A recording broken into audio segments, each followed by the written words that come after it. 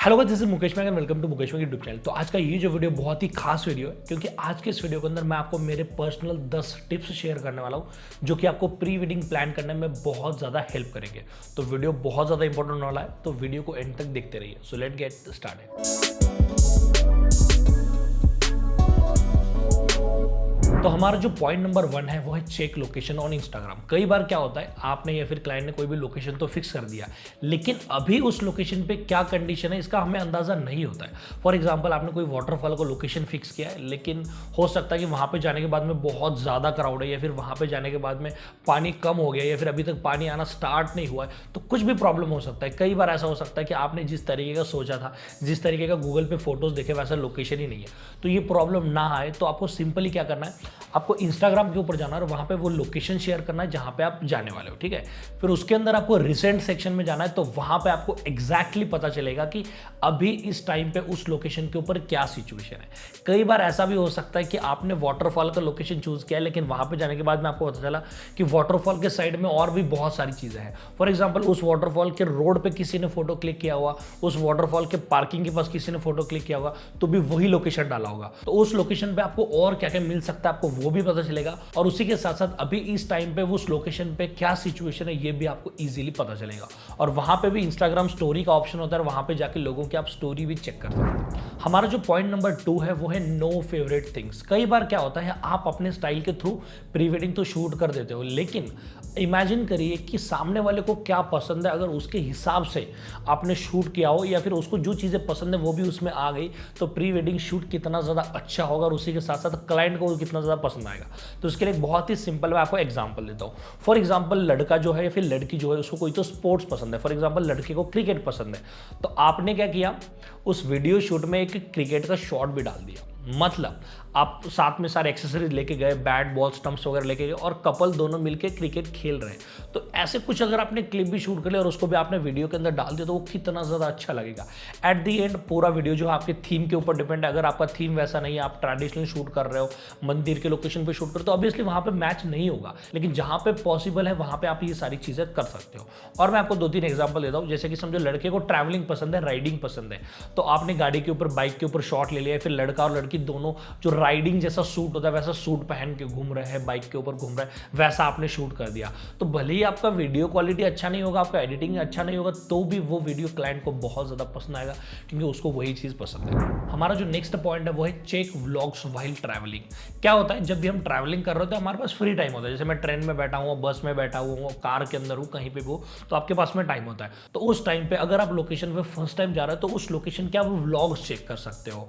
अब एक्चुअली ये चीज़ अगर आप जाने से पहले ही करोगे तो और ज़्यादा बेटर है, लेकिन मैंने इसलिए पॉइंट बताया हुआ है क्योंकि ट्रैवलिंग के टाइम पे फ्री होते हैं, तो उस टाइम पे आप प्री वेडिंग के आइडियाज़ भी निकाल सकते हैं, फिर आप व्लॉग्स भी देख सकते हो। व्लॉग से क्या होगा, उस लोकेशन पे जाने का रास्ता क्या है, वहाँ पे कौन से होटल्स अच्छे हैं, कौन से नहीं है, फोटोशूट के लोकेशंस कौन से है, वो लोकेशन ऑन कब होगा या फिर कितने बजे शुरू होगा, उसका टिकट्स क्या है, या फिर वो लोकेशन अच्छा है भी या नहीं है। ये सारी चीज़ें आपको व्लॉग्स के अंदर पता चलती है। ओके, तो आप जब भी ट्रैवलिंग कर रहे हो, आपको फ्री टाइम मिल रहा है, तो उस टाइम पे आप व्लॉग्स देख सकते हैं। हमारा जो नेक्स्ट पॉइंट है वो है कंफर्ट ऑफ क्लाइंट। और फॉर एग्जांपल, आप जिसका शूट कर रहे हो उसको अरेंज मैरिज, और लड़की ज़्यादा कंफर्टेबल नहीं है शूट करने के लिए, और समझो आप बहुत अच्छे लोकेशन पे भी चले गए, लेकिन वहाँ पे लोग बहुत ज़्यादा है, क्राउड बहुत ज़्यादा है, तो क्या होगा पता है, आप तो पूरा रेडी रहोगे कैमरा लेके, लेकिन जो लड़की है या फिर जिसको शर्म आ रही है शूट करने के लिए, वो सिर्फ लोगों का जाने का ही वेट करेंगे। वो जैसे आप पोज बताओगे रुक जाएंगे, इधर उधर देखेंगे, या फिर जब भी आप वीडियो कर रहे होंगे तो भी वो इधर उधर देखेंगे, तो उनको ना कंफर्ट फील नहीं होगा।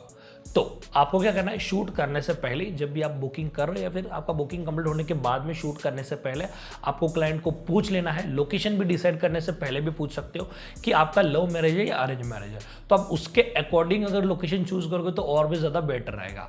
मतलब फॉर एग्जाम्पल, अगर उनका लव मैरिज है तो आपको पता होता है कि उन दोनों का कॉम्बिनेशन बहुत अच्छा होता है, इसी के लिए शादी भी हो रही है, तो उसलिए तो ऐसे सिचुएशन में आप क्राउडेड प्लेस भी चूज कर सकते हो, कोई भी प्रॉब्लम नहीं है। लेकिन सामने वाले का अगर अरेंज मैरिज है तो आप ट्राई करो कि अर्ली मॉर्निंग में शूट करने के लिए जाओ, या फिर वीकेंड्स के ऊपर मत जाओ, या फिर ऐसे लोकेशन के ऊपर जाओ जहाँ पे ज़्यादा क्राउड्स नहीं है। तो ये चीज़ याद रखनी है। और कई बार ऐसा भी हो सकता है कि अरेंज मैरिज है लेकिन उनको शूट करने में कोई भी प्रॉब्लम नहीं है, तो ये चीज़ आप पहले डिस्कस करके रख सकते हो। अगर सामने वाले ने बोला है कि हमारा अरेंज मैरिज है, तो आप पूछो उसको कि हम क्राउडेड प्लेस में शूट करेंगे तो कोई प्रॉब्लम नहीं है, या फिर कई बार क्या होता है ना, कोई कंफर्टेबल फील नहीं करता वहाँ। हमारा जो नेक्स्ट पॉइंट है वो है make a plan list. For example आपने लोकेशन तो डिसाइड कर लिया, तो आप क्या करोगे, आप अपने हिसाब से शॉर्ट्स को फिक्स कर लोगे कि मुझे इस लोकेशन पे इस तरीके का शूट करना है, इस लोकेशन पे इस तरीके का शूट करना है। लेकिन आप किस तरीके का शूट करने वाले हो, कौन से लोकेशन पे कितने बजे जाने वाले हो, ये क्लाइंट को कई बार हो सकता है कि पता ना हो, तो वो इतना ज़्यादा कॉन्फिडेंट फील ही नहीं करेंगे कि वो कंफ्यूज हो जाएंगे कि वहाँ पे मुझे किस तरीके का पोजिंग करना है या फिर किस तरीके का होगा। तो ये चीज़ें ना हो, इसलिए सिंपली आपको क्या करना है, देखिए एक प्लान लिस्ट बनानी है। फॉर एग्जाम्पल आप प्री वेडिंग जनरली शूट करते हैं अर्ली मॉर्निंग में, तो आपने डिसाइड किया कि मुझे 6 बजे इस लोकेशन पे जाना है और इस आउटफिट पे शूट करना है, दूसरे लोकेशन पे इतने बजे जाना है और ये आउटफिट रहेगा और ये सीन हम शूट करने वाले हैं, तीसरे लोकेशन पे इतने बजे जाएंगे, ये आउटफिट रहेगा, ये सीन शूट करेंगे। तो अगर आपने इस तरीके से पूरा डे का प्लानिंग बनाया हुआ है, फिर आप उसको क्लाइंट को भी सेंड कर रहे हो, अपने पास भी रख रहे हो, तो पहले से क्लाइंट को पता होता है कि कितने बजे कौन से लोकेशन पे जाना है, कितने बजे कौन सा ड्रेसिंग हमें वेयर करना पड़ेगा या फिर कितने बजे आपको मेकअप आर्टिस्ट की जरूरत पड़ेगी। तो सारी चीज़ें क्लियर होती है। अब इसका एक बहुत ही सिंपल एग्जांपल देता हूँ। समझो क्लाइंट घर से रेडी होके आया किसी और आउटफिट में, लेकिन आपने जो पहला लोकेशन डिसाइड किया वो उसके हिसाब से नहीं है, तो वहाँ पे आके वापस दूसरे लोकेशन पे जाना या फिर वापस ड्रेस को चेंज करना इतना ज़्यादा सही नहीं होता है।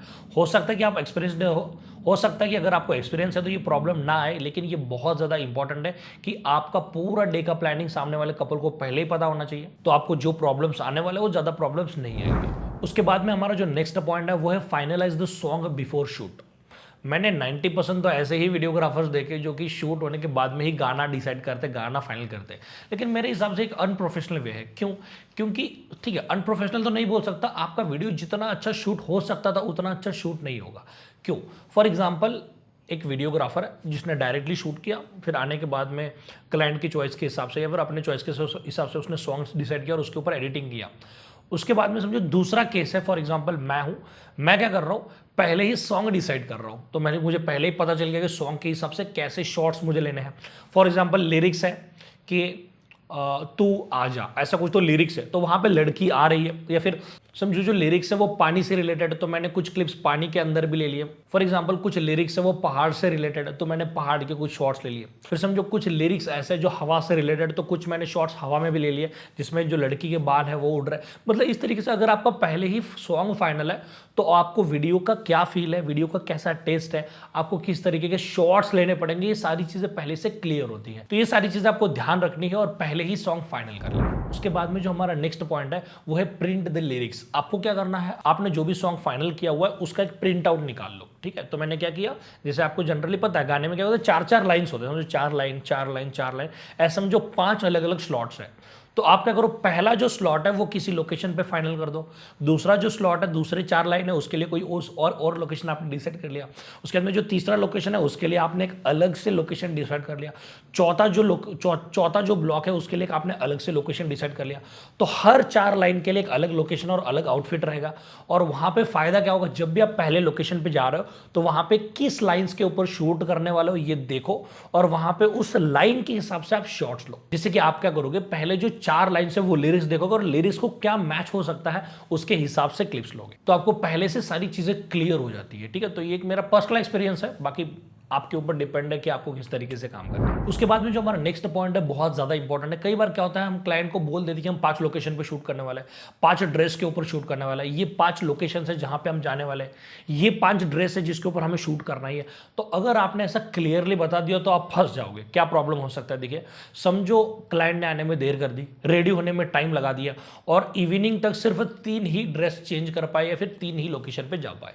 अब कपल क्या बोलेगा आपको पता है, अभी तक हमने सिर्फ 3 ही लोकेशन हुआ है तो क्या कल भी रुकना पड़ेगा या फिर कल भी रुकते हैं, ऐसा प्रॉब्लम हो सकता है। मेरे साथ में 1-2 बार ऐसा हुआ है इसलिए मैं आपको बता रहा हूं। तो आपको क्या करना है, क्लियरली सारी चीजें इतनी क्लियर नहीं बताने कि हमें यही करना है। आप क्या करोगे, समझो आपने क्लाइंट को 5 आउटफिट दिए हो तो आप बोलो कि इसमें से जो लोकेशन के ऊपर शूट होगा 3 से 5 आउटफिट हम यूज करेंगे। 3 से 5 बोला, क्लियर नहीं बताया। तो इसका फायदा क्या है, समझो एक लोकेशन पे आपने शूट किया, बहुत ज्यादा टाइम हो गया, आपको दूसरे लोकेशन पे जाना है, तो उसी ड्रेस के ऊपर आप दूसरे लोकेशन पे भी शूट कर सकते हो, आप अपने अकॉर्डिंग चल सकते हो। ठीक है, तो ये चीज़ें बहुत इंपॉर्टेंट। कई बार समझो लोकेशन दूर है, कुछ प्रॉब्लम हो गया, आपने तो अपने तरीके से सही किया लेकिन क्लाइंट की गलती से वजह से सारे लोकेशन क्लियर नहीं हुए, तो क्लाइंट बोल सकता है कि, या फिर ऐसा हो सकता है कि उन्होंने बोला कि हमारा जो डिसाइड हुआ था वो 5 लोकेशन का डिसाइड हुआ था, तो 4 ही लोकेशन पे शूट किया हुआ है, तो हो सकता है कि वो पैसे थोड़े से आपको कम दे, या फिर हो सकता है कि वो आपको बोले कि कल भी रुकते हैं, कल भी शूट करते हैं, या फिर हो सकता है क्लाइंट सेटिस्फाइड हो कि आपने जो बोला था वो नहीं किया है, ठीक है। तो इन चीज़ों को अवॉइड करने के लिए पहली चीज़ें पूरी क्लियरली नहीं बताना। उसके बाद में जो हमारा नेक्स्ट पॉइंट है वो है साउंड डिज़ाइन शॉर्ट्स। अब अगर आपको एडिटिंग के अंदर साउंड डिजाइनिंग क्या होता है ये पता है, तो ही आपको इस पॉइंट का मतलब समझ आने वाला है। एक शॉर्ट में बता देता हूँ। फॉर एग्जांपल मेरा वीडियो चल रहा है जिसके अंदर समुंदर का कोई क्लिप है, वाटरफॉल का कोई तो क्लिप है, और वहाँ पे अगर मैंने म्यूजिक लगाया है तो वो इतना ज़्यादा सूट नहीं होगा। अगर उस वाटर का, अगर उस पानी का उसके साथ में भी साउंड लगाया हुआ है तो वो और भी ज़्यादा रियल और नेचुरल फील होगा। लेकिन अगर आपने ऐसा प्री वेडिंग शूट किया हुआ जहाँ पे कोई साउंड ही ऐड नहीं करते, जैसे कपल, समझो लड़का जो है वो लड़की को, फॉर एग्जाम्पल समझो जो ग्रूम, फॉर एग्जाम्पल जो लड़का है वो लड़की को इस तरीके से गोल घुमा रहा है, तो वहाँ पे तो कुछ साउंड ऐड नहीं कर सकते। तो आप जब भी शूट करने के लिए जा रहे हो तो ऐसे कुछ क्लिप पहले ही शूट कर लो जिसके ऊपर आप साउंड डिजाइन कर पाओगे, तो आपका वीडियो और ज़्यादा नेचुरल लगेगा। जैसे कि मैं बीच के ऊपर गया तो मैं क्या करूँगा, पानी की सिर्फ 3-4 क्लिप ले लूँगा, कोई बर्ड्स उड़ रहे तो उनके 3-4 क्लिप ले लूँगा, या फिर हो सकता है कि समझो बोट है, या फिर समझो ऐसा हो रहा है कि हवा चल रही है और पेड़ वगैरह से हिल रहा है तो उनके कुछ क्लिप ले सकते हो, समझ गए। तो इस तरीके से आपको कुछ ना कुछ तो क्लिप्स लेने हैं ताकि उन क्लिप्स के ऊपर आप साउंड डिजाइनिंग कर पाओ, ठीक है। तो बेसिकली अगर आपने कोई ऐसा शॉट नहीं लिया है जिसको साउंड ऐड नहीं कर सकते तो वीडियो थोड़ा सा सिंपल दिखेगा। और अगर ऐसा कुछ नेचर के उसके अंदर क्लिप्स है विद साउंड डिजाइनिंग तो आपका वीडियो थोड़ा और ज़्यादा बेटर बनेगा। उसके बाद में जो हमारा नेक्स्ट पॉइंट है वो है रिक्वेस्ट फॉर रिहर्सल और आइडियाज़। मतलब क्या है, आपने तो अपने अकॉर्डिंगली प्लान कर लिया, लेकिन वो आइडियाज आप अपने क्लाइंट के थ्रू भी शेयर करो और उसको बताओ कि हम ये चीजें शूट करने वाला है। तो अगर आप ये सारे आइडियाज अपने क्लाइंट के साथ शेयर करते हो तो हो सकता है कि वो भी और भी ज्यादा प्री वेडिंग के वीडियोस देखे, मंदिर के वीडियोस देखे, या फिर मंदिर के ऊपर जो भी प्री वेडिंग शूट किया हुआ मंदिर के लोकेशन पे ऐसे वीडियोस देखे, तो उनको भी और ज्यादा आइडियाज आएंगे और उस आइडिया में से उनको जो पसंद है वो आपको बताएंगे कि हमें इस तरीके का भी शॉट लेना है, ठीक है। तो ये तो चीज होगी आइडिया से रिलेटेड। दूसरी चीज है प्रैक्टिस से रिलेटेड। अब मेरे साथ एक चीज हुई थी, मैं आपको बताता हूँ कि मैंने ना एक क्लाइंट को बताया हुआ था कि मुझे इस तरीके के शॉट लेना है जहां पे आप ना एक डांस का स्टेप करोगे। तो सामने वाले क्लाइंट को पहले ही पता था कि हमें इस तरीके का डांस करना है, तो उन्होंने क्या किया, उन स्टेप्स के ऊपर प्रैक्टिस किया 2 दिन तक और अपना एक डांस सेट किया। तो जिस तरीके का मेरा शूट होने वाला था तो उससे तो और ज़्यादा बेटर हो गया ना। लेकिन ये चीज़ें, प्रैक्टिस वाली चीज़ें सिर्फ वहीं पे पॉसिबल है जहाँ पे डांस या फिर ऐसा कोई एक्टिंग जैसा सीन है तो वहीं पे पॉसिबल है। अब हमारा जो नेक्स्ट पॉइंट है वो बिगिनर्स के लिए है, प्रोफेशनल्स के लिए नहीं। कई बार क्या होता है, जो भी बिगिनर्स फोटोग्राफर है उनके पास में बहुत अच्छा कैमरा नहीं होता, एक नॉर्मल कैमरा जैसे हाफ फ्रेम वगैरह कैमरा होता है, ठीक है। तो वहाँ पे प्रॉब्लम क्या हो सकती है, आपको लगता है कि कैमरा मैटर नहीं करता, लेकिन भाई ऐसा नहीं है। प्री वेडिंग का जो वीडियो अगर आपने अच्छा बनाया है तो आपको वेडिंग का काम मिलेगा। अगर आपने प्री वेडिंग का वीडियो हाफ फ्रेम पे बनाया और वो वीडियो क्लाइंट स्क्रीन के ऊपर बड़े स्क्रीन पे प्ले कर रहा है तो उसको जर्क दिख सकता है, शेक दिख सकता है, या फिर वीडियो उतना ज़्यादा अच्छा नहीं लगेगा। क्लाइंट जो प्री वेडिंग के वीडियोस यूट्यूब पे ऊपर देखने वाला है वो सारे फुल फ्रेम से शूट किए होंगे, उसका कलर ग्रेडिंग उस हिसाब से होगा। तो जब आपका वो वीडियो देखेगा, हाफ फ्रेम का वीडियो या फोटो कोई भी देखेगा, तो अगर आपके अंदर बहुत ज़्यादा स्किल है, बहुत ही आप क्रिएटिव हो तो कोई प्रॉब्लम नहीं है। लेकिन अगर आप एक नॉर्मल फोटोग्राफर या फिर नॉर्मल वीडियोग्राफर हो तो आपका रिजल्ट उसको पसंद आने की चांसेस बहुत कम है। क्योंकि यहाँ पे इसलिए नहीं कि आपने शूट अच्छा नहीं, आपने तो शूट अच्छा किया है, लेकिन आने से पहले वो लोग भी बहुत सारे प्री वेडिंग के वीडियोस यूट्यूब पे देखेंगे, तो उन वीडियो को देख के उनका एक्सेप्टेशन लेवल बहुत ज़्यादा हाई हो जाता है, ठीक है। तो ये चीज़ याद रखो। तो मैं आपको इतना रिकमेंड करता हूँ कि प्री वेडिंग कभी भी हाफ फ्रेम के ऊपर शूट मत करो। मैं डीमोटिवेट नहीं कर रहा बिल्कुल भी, मैं ये पॉइंट ऐड करने से पहले बहुत बार सोच रहा था कि ये पॉइंट ऐड करूँ या ना करूँ, लेकिन मेरे हिसाब से बहुत इंपॉर्टेंट है। ज़्यादा से ज़्यादा क्या हो जाएगा, जहाँ पे आपको 30,000 मिलने वाले थे वहाँ पे 25,000 मिलेंगे, 15,000 मिलने वाले थे वहीं पे 10,000 मिलेंगे, लेकिन 5,000 आपके रेंट में एक्स्ट्रा चले जाएंगे, ठीक है। लेकिन रेंट 5,000 तो नहीं जाएगा, मैक्सिमम पकड़ लो 2,000 2,500 पकड़ लो, तो आपके 2-3,000 रेंट में चले जाएंगे, लेकिन आपका शूट इतना अच्छा होगा। और उसी के साथ साथ प्री वेडिंग आपको, आपके क्लाइंट को अगर पसंद आ रहा है तो आपको वेडिंग का भी काम मिल सकता है। तो ये सारी चीज़ें हैं। और एक्स्ट्रा पॉइंट्स बताऊँ तो मैं आपको हाफ फ्रेम में आपको बहुत ज़्यादा प्रॉब्लम्स को फेस करना पड़ सकता है। आपको गिम्बल कंपलसरी यूज़ करना पड़ेगा, उसी के साथ साथ हैंडी शॉट्स आप ज़्यादा नहीं ले सकते, ज़्यादा मूवमेंट नहीं कर सकते। अगर लो लाइट बहुत ज़्यादा हो गई है तो ज़्यादा आईएसओ पे शूट नहीं कर सकते। अगर वही वीडियो क्लाइंट बड़े स्क्रीन पे प्ले करके देखो तो वहाँ पे नॉइस वगैरह दिख सकता है। तो ये बहुत सारी चीज़ें, उसी के साथ साथ में लोकेशन बहुत कम पड़ सकता है, आपको जगह कम पड़ सकती है, एरिया क्रॉप हो जाएगा। तो ये सारी चीज़ें, तो प्लीज़ अगर आपके पास में हाफ फ्रेम कैमरा है तो बाकी शूट के लिए यूज़ करो, लेकिन प्री वेडिंग के लिए आप कोई भी फुल फ्रेम कैमरा रेंट पे लेके जाओ ताकि आपका शूट और भी ज़्यादा अच्छा हो। उसके बाद में लास्ट और मोस्ट इंपॉर्टेंट पॉइंट, आपको अपने शूट का व्लॉग बनाना है। क्या करना है, व्लॉग। अब स्टार्टिंग से लेकर कहाँ से जा रहे हो, किस तरीके से प्लानिंग कर रहे हो, किस तरीके से इक्विपमेंट्स वगैरह पैकअप कर रहे हो, लोकेशन पे जा रहे हो, वहां पे जाने के बाद में आप अपने क्लाइंट को बता रहे हो कि क्या करना है, किस तरीके से एक्टिंग करना है, आप अपना सेटअप पूरा रेडी कर रहे हो, आप अपने क्लाइंट को गाइड कर रहे हो, आप शॉट्स ले रहे हो, इन सब का एक अच्छा सा व्लॉग आपके पास होना चाहिए। कम से कम 2-3 मिनट का होगा तो भी चलेगा, मतलब आप थोड़ा सा क्लिप को फास्ट फॉरवर्ड कर दो और जो इंपॉर्टेंट है उसको रखो, बाकी सबको फास्ट कर दो। ऐसा करके आप अपने 2-3 मिनट का व्लॉग भी बनाओगे तो भी चलेगा। इसका कितना ज़्यादा अच्छा फायदा है, देखो आपने रेडी कर लिया पूरा, तो उसमें से जो कपल का पार्ट है, ठीक है, मतलब जब आप शूट कर रहे हैं तो वो जो पार्ट है उसको आप कट करके आप अपने क्लाइंट को as a behind the scene video भी दे सकते हो।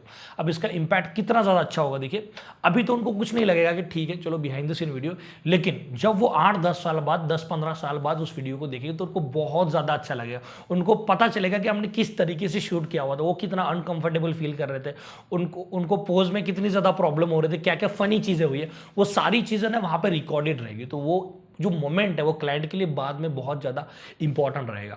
उसी के साथ साथ समझो नेक्स्ट टाइम आप कोई और प्री वेडिंग बुक कर रहे हो तो वहाँ पे आप अपने क्लाइंट को एज अ पोर्टफोलियो के अंदर उस बिहाइंड द सीन वीडियो को भी भेज सकते हो, ताकि सामने वाले को ट्रस्ट आए कि हाँ ये इस तरीके से प्लान करते हैं, इस तरीके से शूट करते हैं, तो एक ट्रस्ट फैक्टर बिल्ड होता है। तो ये सारी चीज़ें आपको करनी है, ठीक है। तो यही था हमारा आज का वीडियो। मुझे ऐसा लग रहा है कि वीडियो थोड़ा सा लंबा बन गया है, लेकिन आई होप मेरे जितने भी एक्सपीरियंस थे, मेरे जितने भी टिप्स थे आपको अच्छे से समझ आए और जो प्रॉब्लम्स आपके साथ में हो सकते थे वो शायद थोड़े बहुत अवॉइड हो जाएंगे, ठीक है। तो अगर आपको इस तरीके के और भी सिनेमाटोग्राफी से रिलेटेड, फोटोग्राफी से रिलेटेड भी ट्यूटोरियल चाहिए तो प्लीज़ मुझे कमेंट बॉक्स के अंदर बताओ।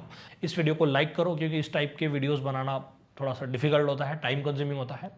तो कमेंट बॉक्स के अंदर ये भी बताना कि आपको आने वाले वीडियोज़ किस टॉपिक के ऊपर चाहिए, ओके।